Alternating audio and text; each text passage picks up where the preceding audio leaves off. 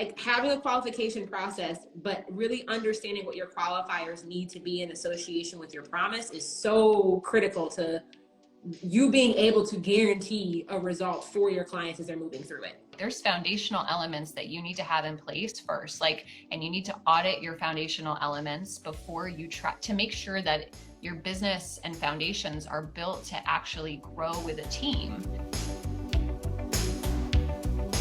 Yo, yo!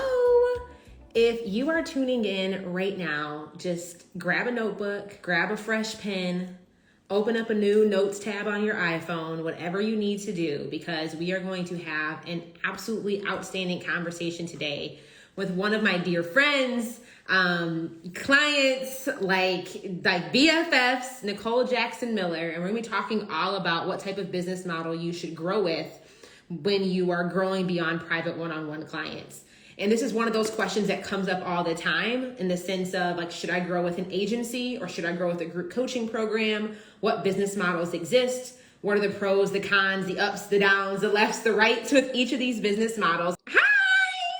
Hello. How are you? Oh my gosh, I'm so good, Nicole. How are you? I'm doing great. It's fun to be here. Yeah, I miss you so much. I haven't seen you forever. I know, and here we are on Instagram Live. This is a fun way to connect.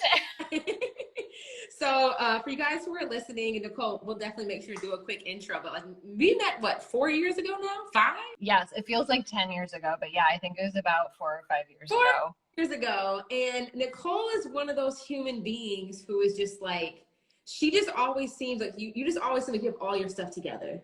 Like, oh my gosh. You move through life with this grace, this walk with you of just like, yeah, you know, like, and Nicole knows how to delegate like nobody's business. She is like the queen of project management.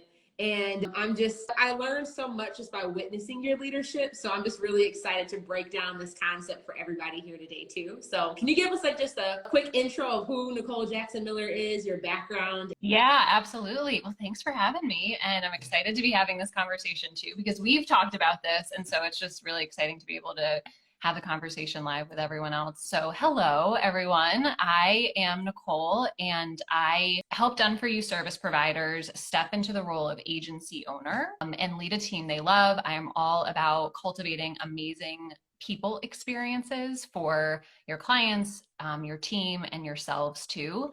And so starting at the beginning, well, maybe not the very beginning, but I came from a corporate background. I worked in television, and I realized my strength was really bringing people together, getting projects done. We worked with finance and legal and engineering and operations to make sure that everyone was able to actually get the feed that was in the TV station out to everyone's televisions. From that experience, I really learned like good management practices and not so great management practices. And I became so passionate about helping small business owners be able to do this for themselves. And so I started out by being a project manager. I was done-for-you service provider, solo business owner, and I grew a team to support my clients. I realized I loved having a team in place, and I loved helping them work with our clients.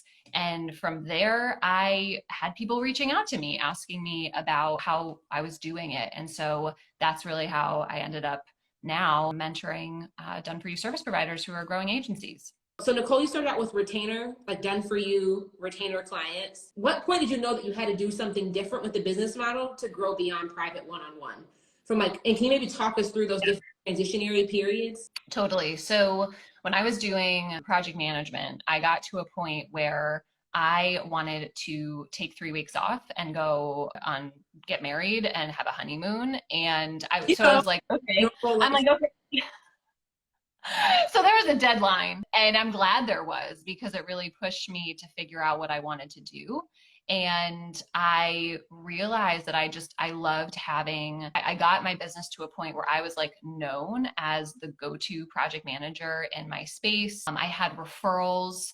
I had a wait list. I was keeping up with the clients that I had, but I had gotten to a point where I just couldn't take on any more clients. And so I had slowly started hiring in team members to see what that would feel like to get team support and actually serve our clients. And I found that it was for most clients, it was working pretty well. Yeah. And so I decided, I'm like, you know what, let me take off these 3 weeks. Let me see what it looks like. And it ran so well that when I got back, I'm like, well, I'd like to continue doing this. That was really it. It was having that test and taking that time off and seeing like, you know what, this is actually something that I really enjoy. And then that helped inform the decision of having an agency model. Okay, like there's I know we've talked about this too of like the identity that you're willing or not willing to take on. And can you maybe even just talk about the identity of like seeing yourself as an agency owner versus like seeing yourself as a done for you provider that maybe had some team members, some contractors, some employees who support it with client delivery? Being a done for you service provider, doing it yourself, you are managing your clients and you're managing yourself. Like that is it. You're paying yourself based on your billable expense of actually doing the services. And as an agency owner, things really need to shift in order for you to be able to continue to grow. So you have to shift from managing yourself and your clients to managing your team. And you have to also shift your pay. So you have to be able to have a transitional plan in place to go from not paying yourself by being the one to do client delivery, but actually being an overhead expense of your company. I mean, it happened to me, it happens to everyone. People get like stuck in the middle where it's like, okay, I have a team and I have clients and I'm like managing them and I'm managing me and I'm managing everyone. And then it's like my pay is like not an overhead. I can't like quite make it an overhead expense yet. And so now I'm like not really paying myself. And this is where people are like, see ya. I feel like that's like, it's true. Because like you're running this business, you have all your team members are getting paid, your clients are getting served, and you are doing all this work and you're like, I've met quite a few agency owners who are not paying themselves at all, or they're paying themselves, like, I mean, like minimally. Totally. Yeah. It's okay if you're in that spot, but it's important to have that. There needs to be a plan in place. And I think that that's what happens is that, you know, a lot of times people like find themselves like accidentally starting an agency.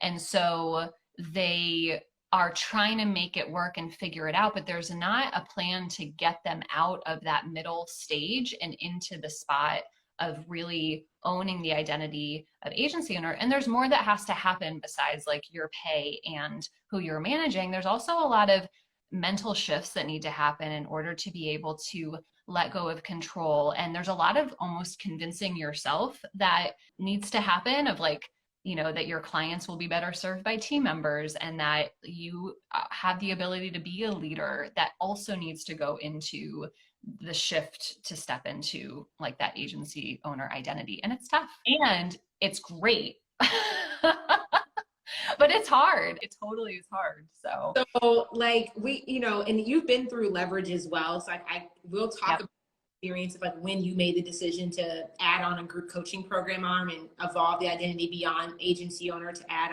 on the title of coach. But Yep.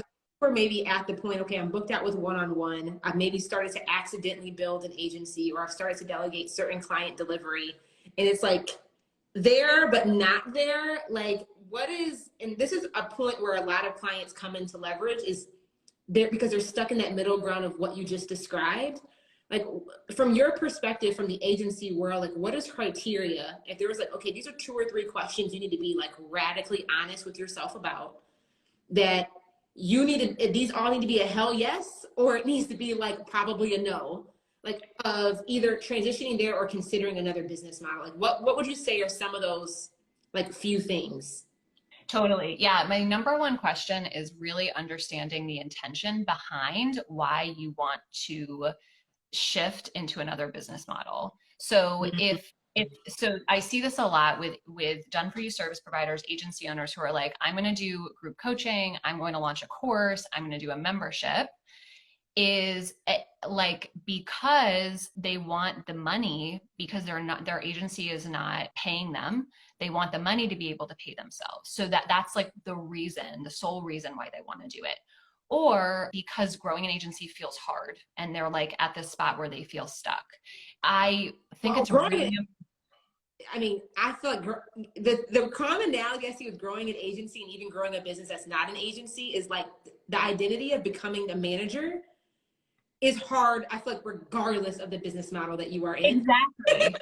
Exactly. Like it's not going to get better if you really want to grow and scale something, it doesn't matter what the agency what the model is because it's going to be hard. I think that's where it's like sometimes we get into like this adrenaline rush of like, ooh, something's not working. This feels exciting. Let me go do this because it feels so much better than having to like fix something that's not working, but it doesn't matter the business model. And this is something that was really helpful because I was a project manager and I worked with different types of models of business from course creators to coaches to agencies. And I saw behind the scenes and it's like everyone struggles with these things. It's hard for everyone. And so going back to that intention and really getting honest with yourself on, okay, if I am exploring, if I have a service right now and I have teams, I've like accidentally fallen into this and I'm trying to figure out how I want to go. What is the intention behind wanting to do group coaching? Because it could also be like if for me, because I did this, I had an agency and I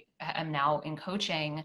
Like I love coaching. I was actually coaching a lot of our project management clients when it came to team and when it came to some of those decisions and they were seeing results. I had people coming to me, service providers coming to me asking me to help them and I would coach them and I really enjoyed it and they were seeing results and I realized I actually read Essentialism, which is the book that I warn people before they read it because sometimes every time I read it I like completely burn something down and do something different. But so if you are interested in that, that's a pretty good book. But I was like, I want to teach, I want to coach, I want to support people in this way. Like this is really what I am like called to do. So again, like that intention, you know, if you can just get quiet with yourself and be able to figure out, okay, like what is the actual why behind this? I think it can be so helpful. So start with that.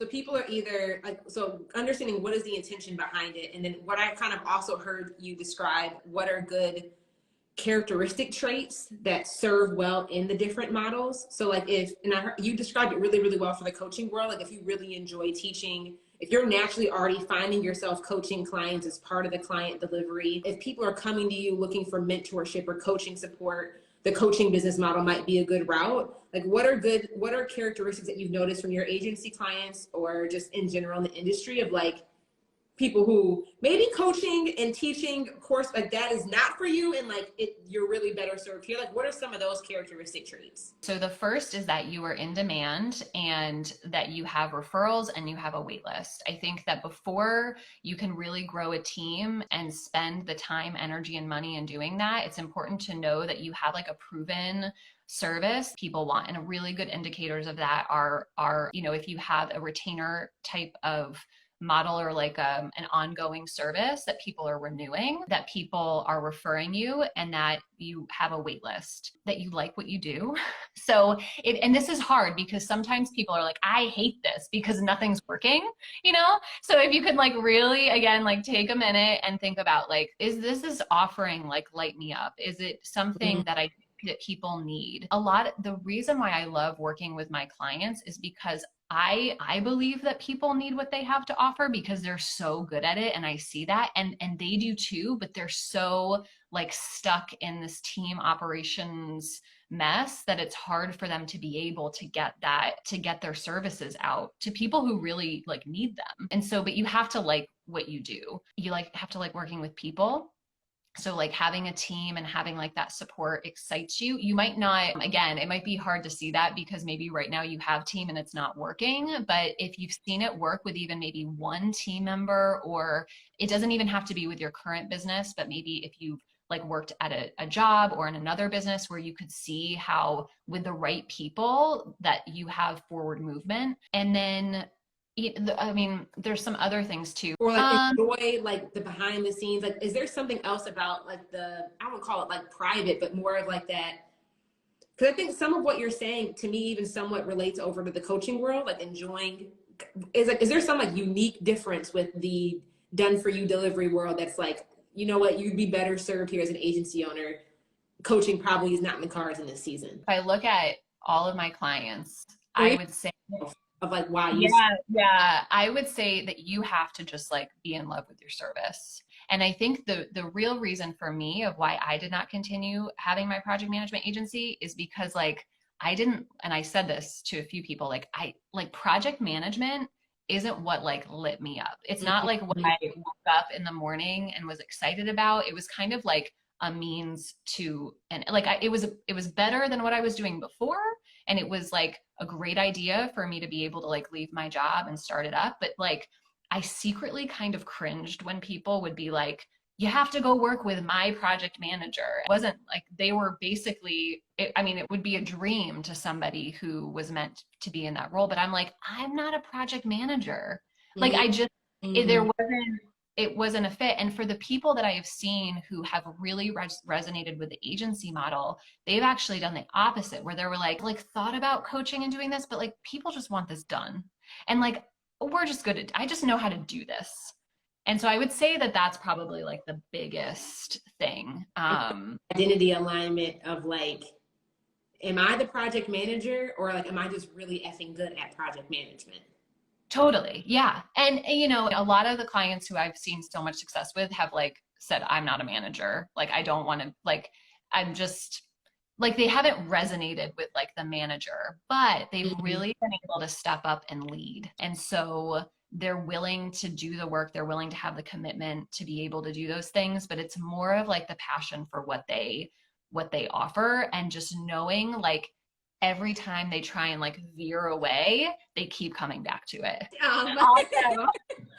But so when you think about, okay, like I get these questions all the time in my DM when people are considering joining Leverage. And anytime somebody's telling me, Jay, I have an agency right now. I'm not booked out yet. I haven't yet like got myself to a place where I'm still very much in the day-to-day of the client delivery.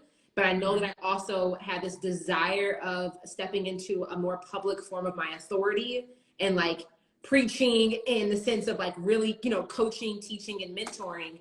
Is there, a lot of the time I've noticed some of the best clients who come into Leverage have either already delegated themselves out of a good portion of client delivery before they take on another business model route, so that their firm or their agency, we see this a lot with like therapists with private practice, they kind of have built themselves like a transitionary bridge to be able to allow that agency or allow their private practice to somewhat fund the cash flow needed to make the transition.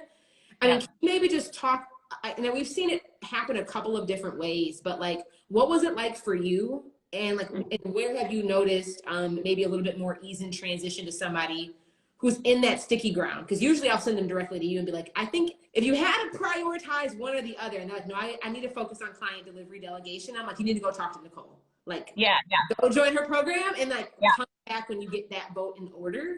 Can you maybe speak to any of the best practices or like what was true for you or what you've noticed for clients in similar situations? I completely agree that if you are running an agency model business and you are thinking about launching either another revenue stream or replacing, like with group coaching or replacing it, to definitely make sure that your service is like functioning smoothly, that you're really able to focus on other projects while still like maintaining the integrity of your services that you offer. Because I've seen people transition too soon, and the thing that will always take the priority are your clients who are paying you. So what happens is that if you do it too soon, you're not really giving your new your new venture, which would be group coaching, like a real chance, because there's like the priority will always be your done for you clients or your done for you team. So get that to a point where it's like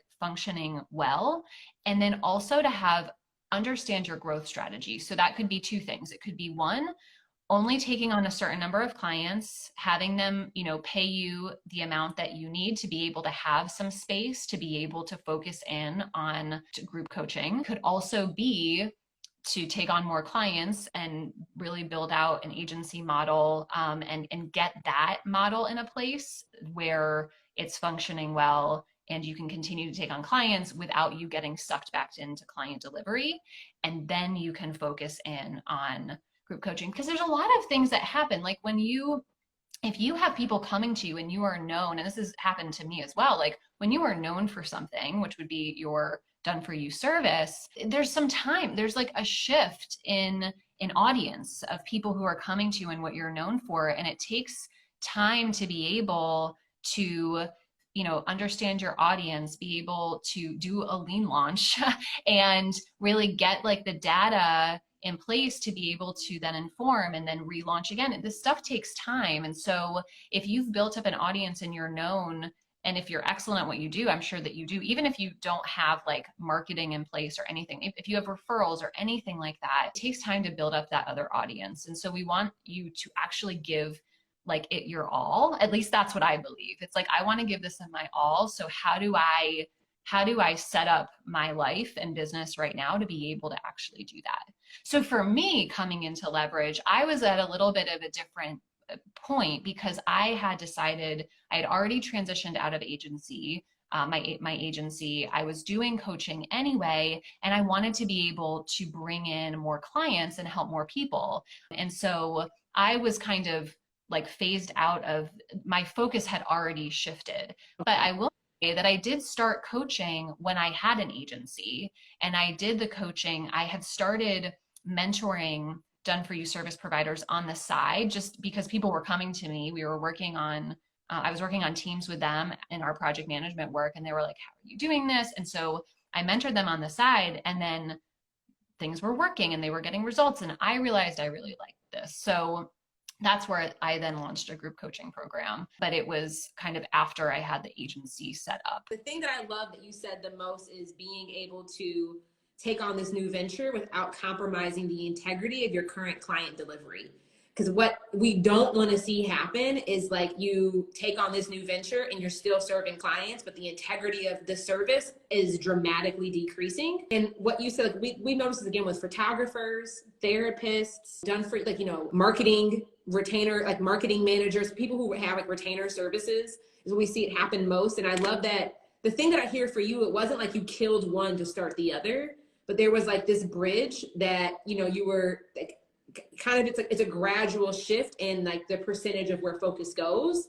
And I think where we've seen clients have the most success is not like they kill one model, which cuts all of their current cash flow, to then try to do this whole other thing, when that other thing does take time to like get off the ground, especially if you actually maybe don't have an existing, I don't want to say an existing presence, but like to build up the other people's perception to see you beyond what they currently have registered you in their mind as. And I'm glad that you're speaking on that so clearly and like specifically, because we've noticed the times where clients have struggles making that transition is when they don't transition. They just jump off the cliff.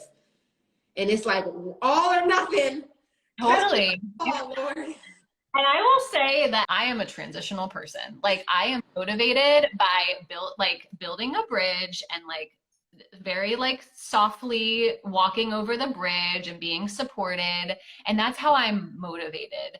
I have noticed that like some people are motivated with a little bit more urgency. And so I think that's great. And also I think it's important to keep in mind, like, what do you need to be able to support you while you make this transition, and like what can actually give it its best chance, right? Like we can't guarantee anything, like, but it's like, I always think about how can I set this up to be able to put my all into it. And so that's how I operate, where I'm not like jump off the cliff, but like hope the parachute opens.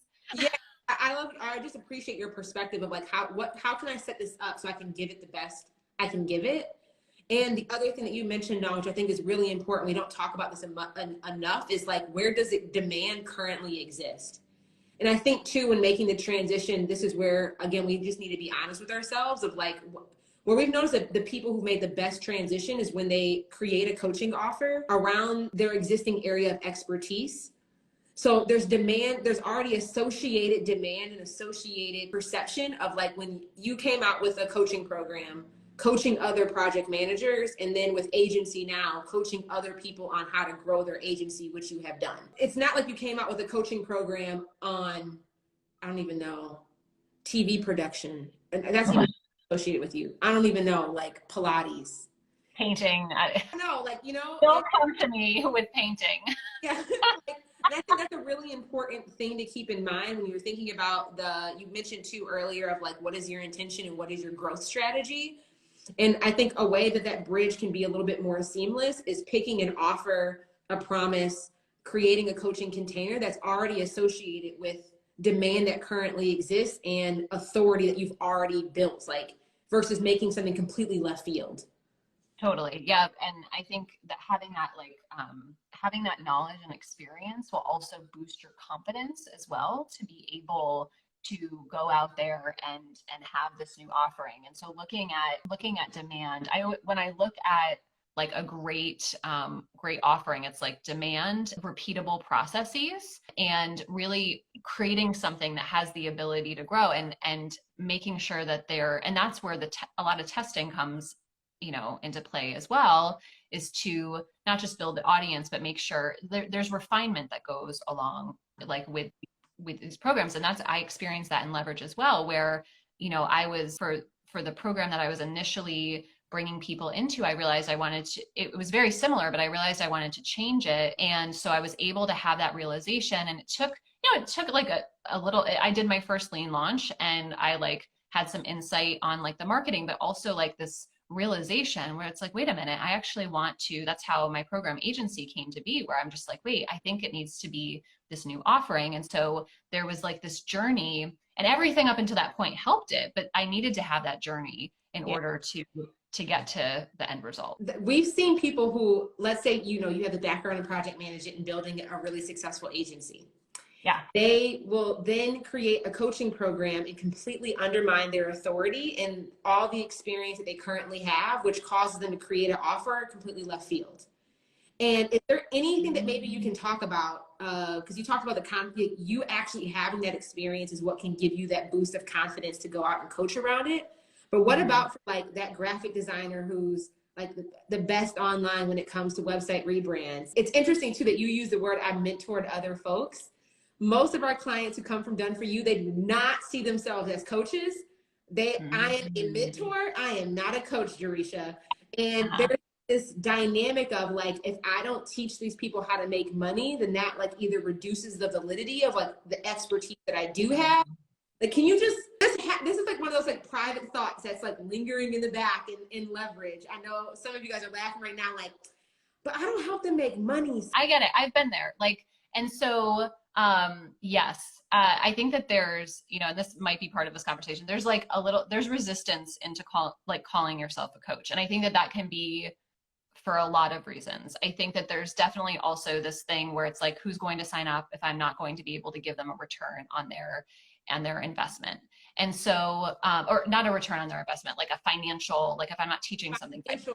Yeah. So I get this. So what it boils down to is your audience and what they need. And so I'll give you an example. One thing that I got really clear on is that my expertise was helping people get out of client delivery. My expertise is not in like how to market $1 million agency. It's just not like, and so when I was thinking about, okay, a program for agency owners, of course, like I can help people brainstorm marketing, but my brilliance is helping you get a team in place and get you out of client delivery. And for a while, I was like, well, who's going to buy this? Like, I need to promise that I'm going to like increase their revenue and decrease their time because, and that's fine. And it actually does happen. Like that is a result that people get from the work that we do, but it felt really uncomfortable to be making that promise because I'm like, this isn't what that's not I'm like, come to me, I'll tell you how to work with your team, I'll give you all of this stuff, but like if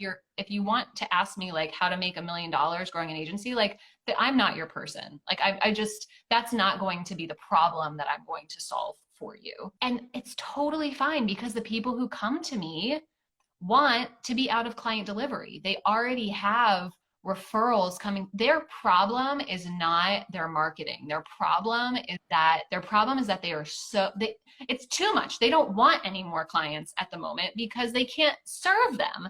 So it's perfect. And so obviously there is a point where once you get your team in place, you do need to focus in on marketing again and bringing people but it's not, there doesn't have to be this pressure. Yes. And so getting really clear on the ideal client, and that's actually why we don't work with everyone. Like that's why we have like a really clear vetting process, because for people who come to us, we make sure that they have a proven service in place, that they have a wait list, that they have referrals, right? Someone saying they need operational and team support doesn't mean that I know that they're going to be in a place to have the most success with it.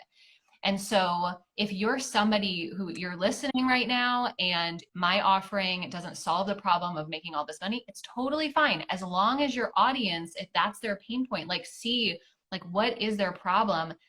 And like, they shouldn't care necessarily about, like, maybe they care about the money, but that's not their direct problem. And that's why they're making the buying decision. And like what Nicole is talking about right now is why having a qualification process and actually understanding what qualifiers need to associate with your program promise is so freaking critical. Because you can get to a place where, let's say, you know, Nicole is enrolling all these people who were in financial hardship, not booked out, didn't have a wait list, didn't have demand, the offer wasn't proven.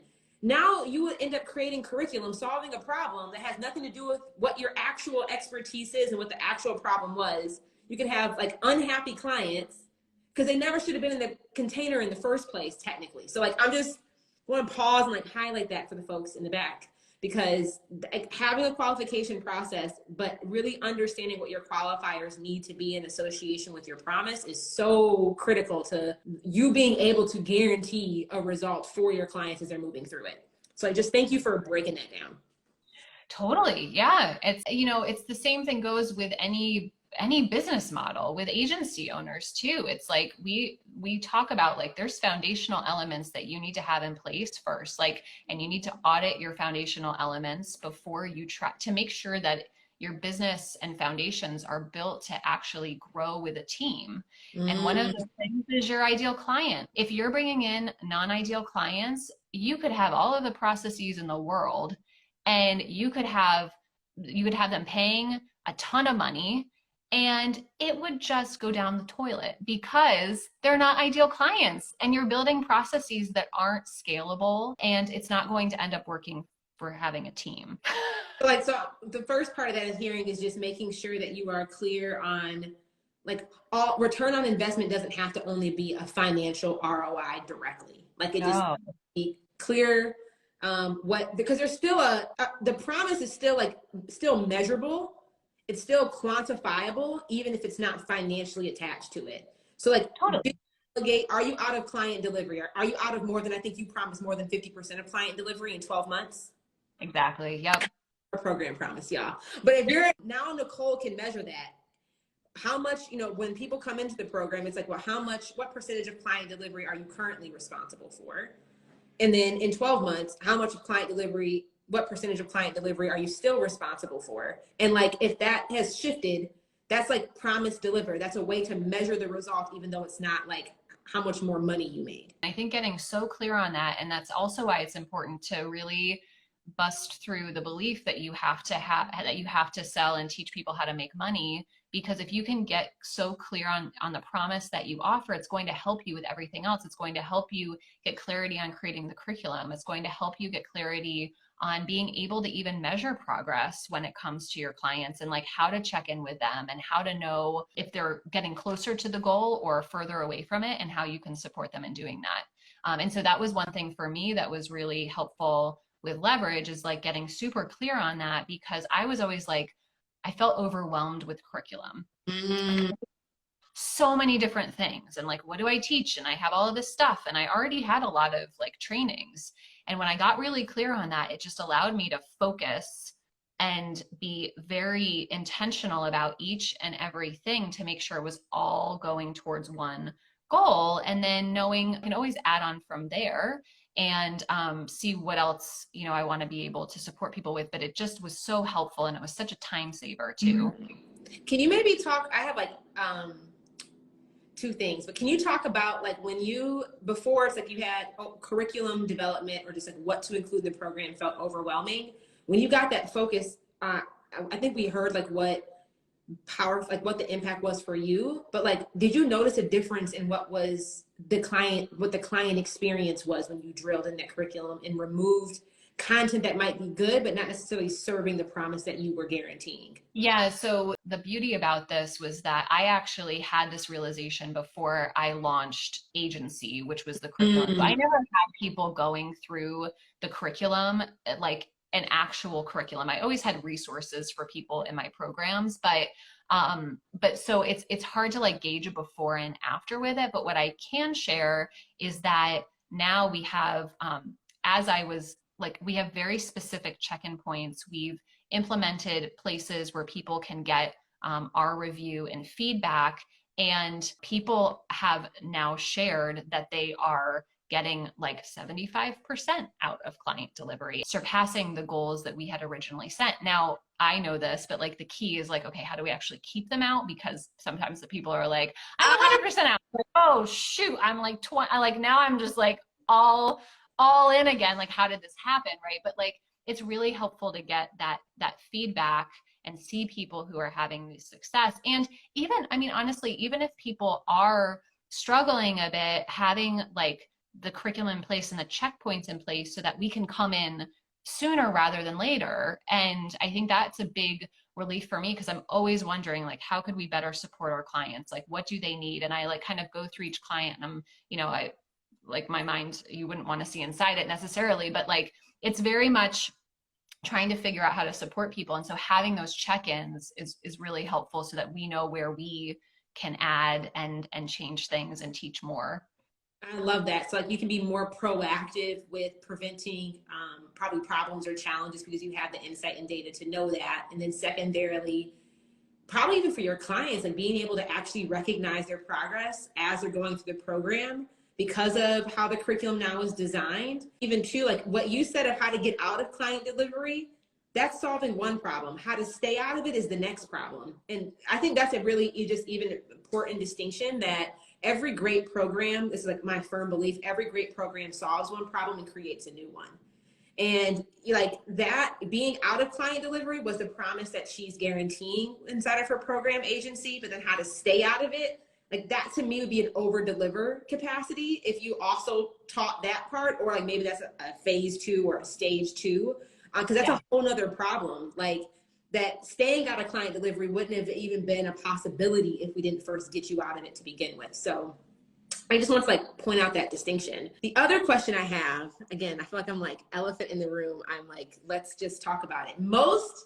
What we see happen a lot, I don't want to say most, but I've seen a lot of our done-for-you providers, the photographers who are used to being behind the camera, the therapist is used to being in a private room with one client at a time, the done-for-you retainer individual who only, like, it's very private behind the scenes, authority in a private capacity. Now, when you venture into coaching, or being a mentor, whatever you want to classify yourself as, there's a level of public display of your authority that is required if you want to grow organically. If you want to grow, and now if you want to grow with paid ads, it's a different situation. But if you want to grow organically, you have to share your perspective publicly. Like if you're not doing video as part of your marketing content in 2021, like that's a whole other conversation. Can you talk about just even that part of like feeling safe, being publicly seen, and like displaying your authority in a very public manner when you're used to it being very privately communicated or privately given? Yeah, totally. I mean, I think the first thing is to know that it's going to feel uncomfortable because you're doing something different. And so I think sometimes not making it about the thing of going live on video, but making more about like, hey, I'm making a change, and change feels different and uncomfortable, and just getting really honest with that. And then, it's like building a muscle, we just have to like keep tearing it, and we have to rest a little bit, right, in order for it to grow. So I will share that I have a background in performance as like a kid. I was over stage, and I will tell you, I have the worst performance anxiety.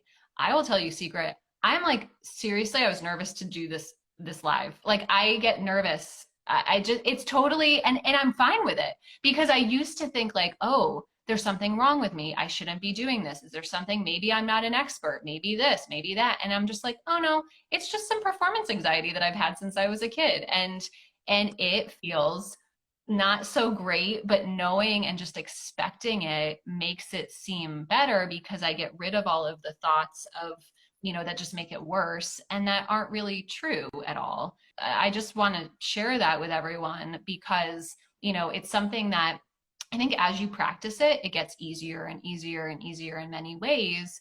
And sometimes, like, there's part of it that just never really goes away, but just knowing that that's okay. And it's because, you have like been behind the scenes and you're so good at what you do. And it's shifting the stage. You're shifting Mhm. from being on stage with one person and you're shifting to being in front of, however many people who are in front of you or who may be watching your videos. I will also say that, when you first start doing videos, the chances of you having like hundreds of people watching your stuff live, I mean, if you do, that's awesome, by the way, but like it doesn't usually happen. So just kind of getting used to going and fumbling and just showing up and continuing to show up, you'll get kind of into the groove. And yeah, but ultimately, I think also coming back to your why of why you're doing it. And if it's something that you are like really passionate about, reminding yourself that you have a message to share, that you have something to provide, like why are you doing it? It will help you get past like the uncomfortable feeling of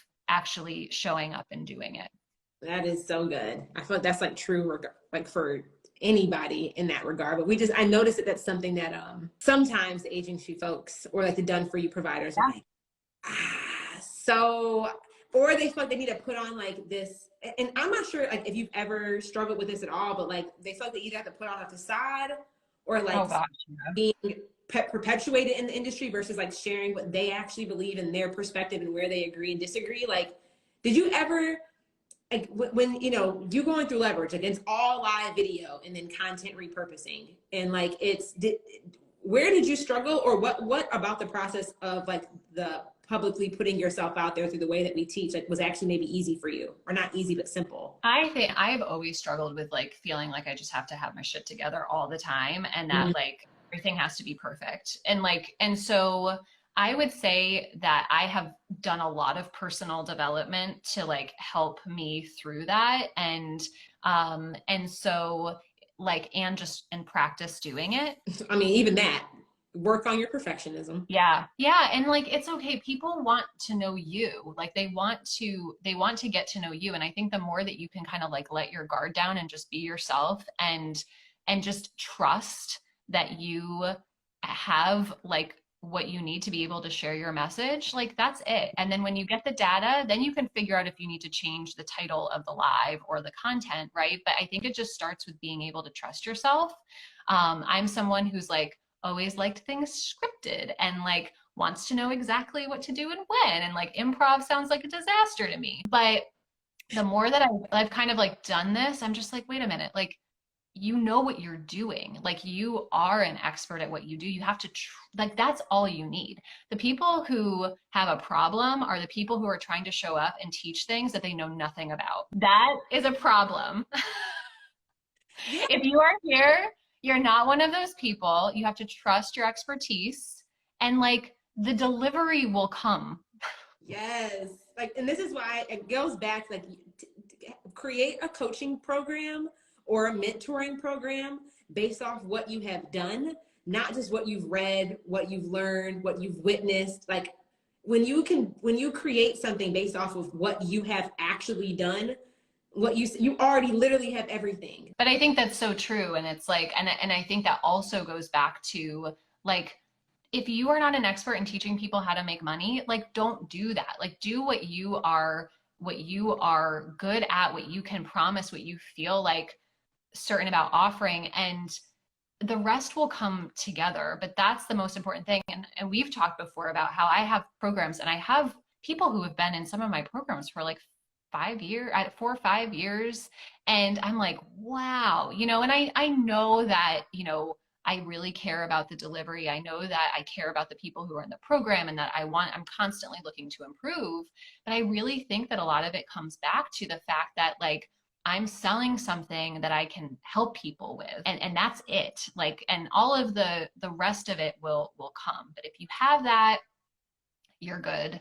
And you can be supported inside of programs like Leverage or wherever, like you can be supported with the rest. Yeah. And I think like even being supported with the rest as you guys are growing your business, recognizing that like it's not usually an either or situation when you get to a certain level of business. It's an and both, where like you might be in a program that's teaching your agency how to do, remove yourself from client delivery, and then you might be in another program that's teaching you how to do marketing and lead gen.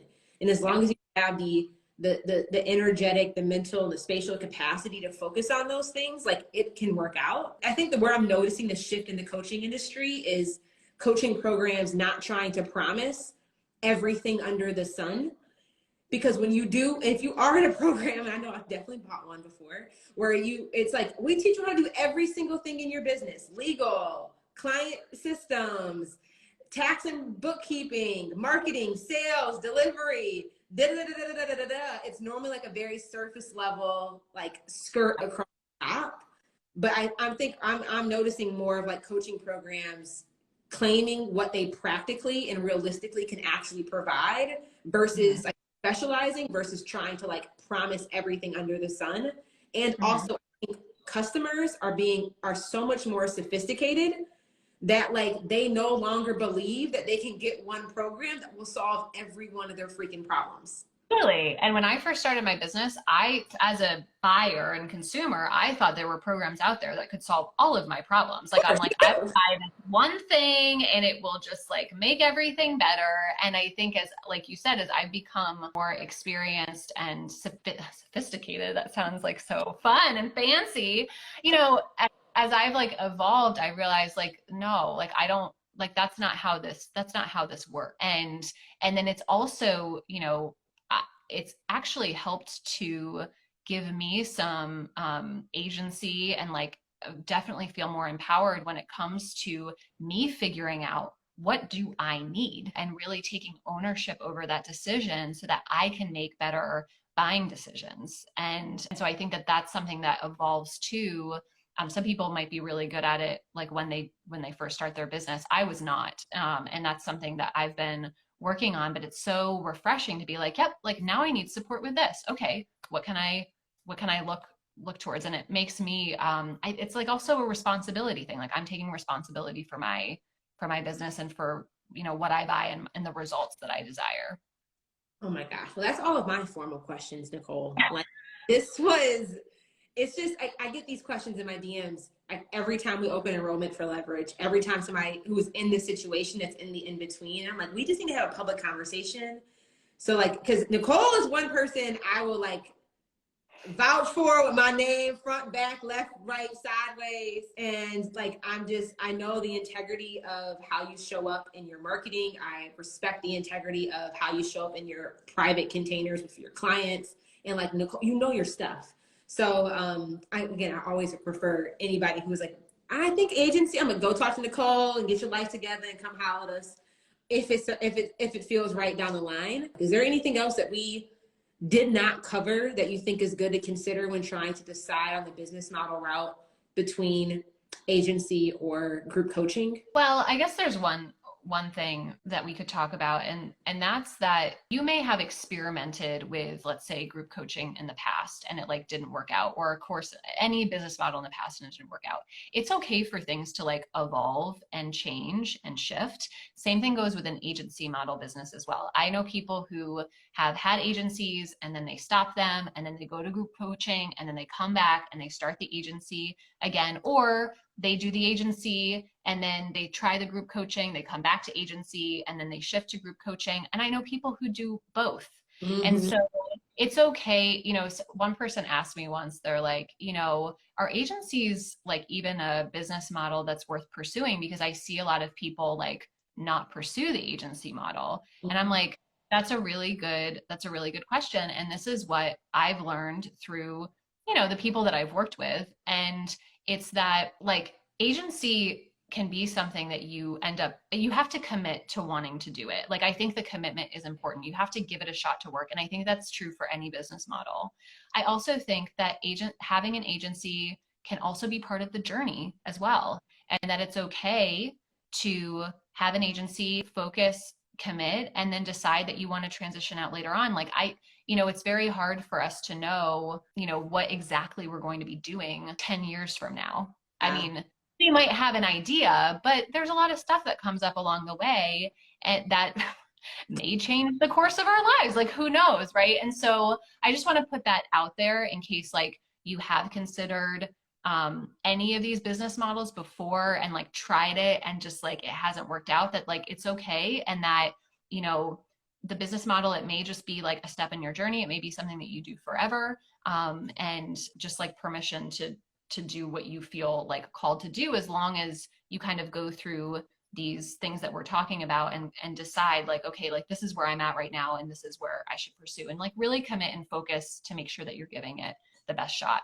Yeah, I love that you bring that up, because I'd say most clients in Leverage who had some sort of done for you capacity before, I'd say 80% of them still have their agency or still have their private practice or still have their done for you photography services. And a lot of them stepping into coaching allowed them to actually elevate their price points in their agency or in their done for you work, because now their capacity shifted. So like, and if they already, especially if they already had existing demand, they were able to raise their prices in the agency. So work with less clients and make more money. Because now it positioned that as a different level of like authority, because they, they've now committed a certain amount of time to coaching. And I know we've noticed that happen like a lot. Like we have a client that does wedding photography, and she's, I don't know, 80% booked out for 2022 this year, because, Wow. like things have shifted and her time has shifted. So like the demand and the price point and the done for you stuff has now elevated. So we've noticed that happen a lot too, that it's not like it's not an either or, like it's just, like I love what you said, you have to figure out what's best for you. And also like, what are the decisions that you need to make so that you can be committed to what's required for whatever it is that you want to accomplish. Yeah, exactly. We had a question come in from Emily De La Cruz.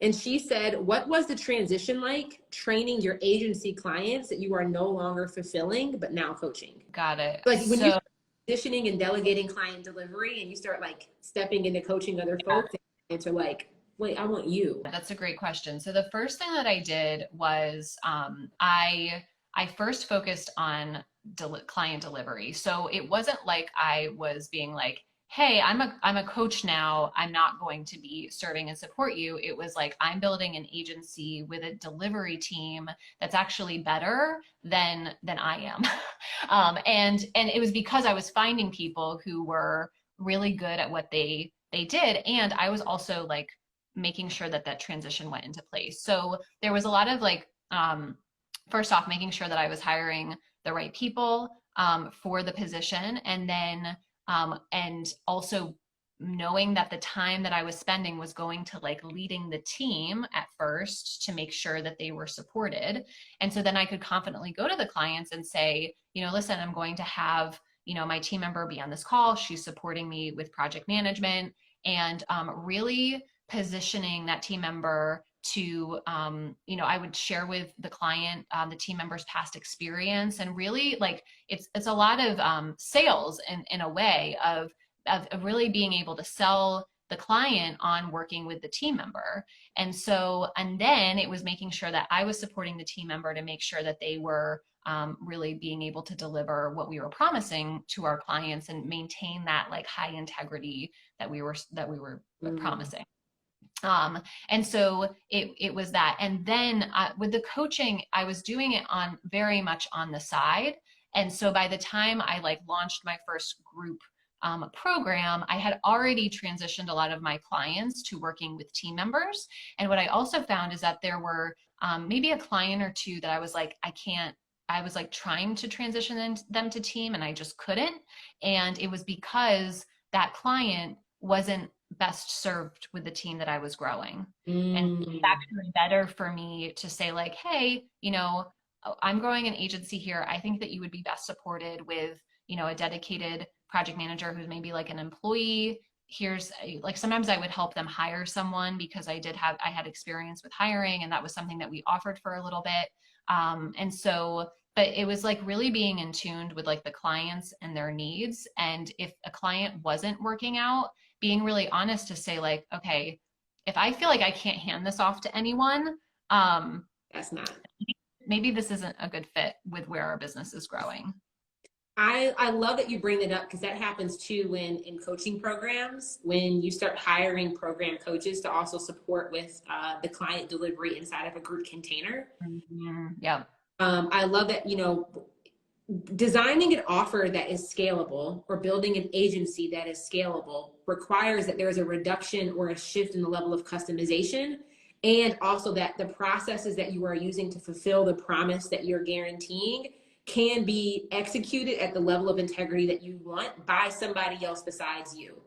And I think those are like when people talk about, I want to scale, I want to scale, I want to scale. I feel like they think about growing lead generation, not are you designing repeatable processes that clients can continue to get the result that you are promising without your direct Yeah. customization, your direct influence on the project.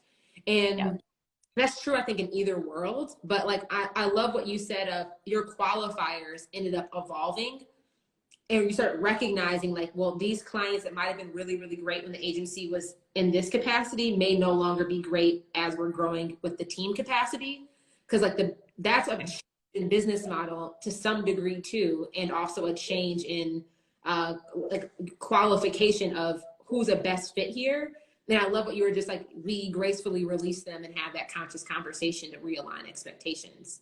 Yeah, and because they would be better supported by somebody else, and we saw that and we knew it, and so I think the less pressure that you put on yourself to be like everyone will transition, right? And really making sure that you're doing what's best for your clients and like understanding what their needs are is it's so important. And a lot of the times like clients are totally fine. They just want the result. Like for your ideal clients, they're like, that's why when I took my 3 weeks off, I was like, should I just not charge people and like not manage their projects and then I'll come back? And it's like, no, people like need their projects managed. There's launches that are happening. They don't want like their desire is not for like me to just not charge them for a month. So they wanted the result. And so I think, as long as you are able to still deliver that result and have a team, like that's really what they want. And that's really what you need to focus on. And so sometimes it's actually convincing yourself first before Mm. you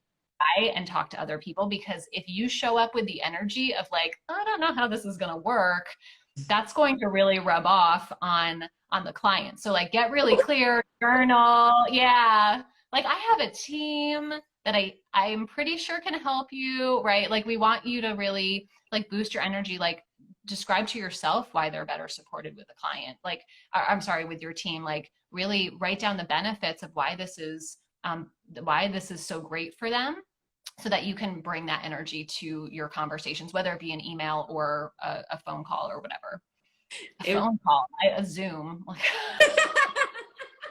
phone call. Oh, yeah. Oh my gosh. I mean, this is, I think, everything and more of what I imagine this conversation to be. So just thank you for taking the time, being so open and transparent. I think my last question for folks in the room is I don't even know, Nicole. I feel like you've answered everything. Is there any part of I think growing, how you choose to grow your coaching program or how you choose to grow beyond one-on-one, there's multiple ways to achieve the end result or to get to the destination. Can you maybe talk a little bit about why leverage in particular was supportive for you, given your background and given your area of expertise and given the experience you had coming in? Yeah, I was having a really hard time with my I knew that I had this amazing service. Like I knew that in coaching, like I knew I was a great coach. I knew that I could deliver. I had people who, clients who had renewed year over year. And I was at this point where I just felt like my marketing wasn't in the right place to attract the people that I really wanted to attract to be able to serve and support them. And I knew that they were out there. And so the big thing that I focused on and that you have helped me with inside of leverage is getting really clear on my messaging and being able to speak to people. And I've had comments from people that said like, you're inside of my head. And this is people who either haven't signed up for the program or who did sign up for the program. And I was like, why did you sign up? And they were just like, oh, every single live that you do, I felt like you were talking directly to me. I've had people say like my team member even like listened and was like, this is our problem. You need to work with Nicole. You need to work inside of Mm-hmm. the program. And so it was just really helpful because I had no problem showing up on social media. I had no problem like putting time into marketing. I had the space to be able to do it, but it was really like, I felt like how I was doing it before, and I was following different, different strategies from different coaches and different programs, but it like something was off. And it didn't feel like true to what I was actually growing. And so what I love about leverage is that it's like you get really clear on your promise, you get clear on your ideal client, you get clear on those qualifiers, and it makes and in doing that you get really, really clear on like the problems. And one thing that you talk about is like, what are people secretly thinking, and speaking to that. And it took me a minute to like It takes time. Like, it's a totally way to think about marketing and messaging when you're thinking about the psychology of your buyer versus like the external, like what your client would actually say publicly versus what they're thinking privately. Yeah, totally. And so it's like, actually exercising that muscle and being able to do that, it just helped me to know that the time I was putting into my marketing actually made a difference, whether people listened to it live or like immediately, or even if people, I used a lot of the topics now on my podcast, and I've done some of that repurposing, and people, have listened to episodes that were, from months ago now.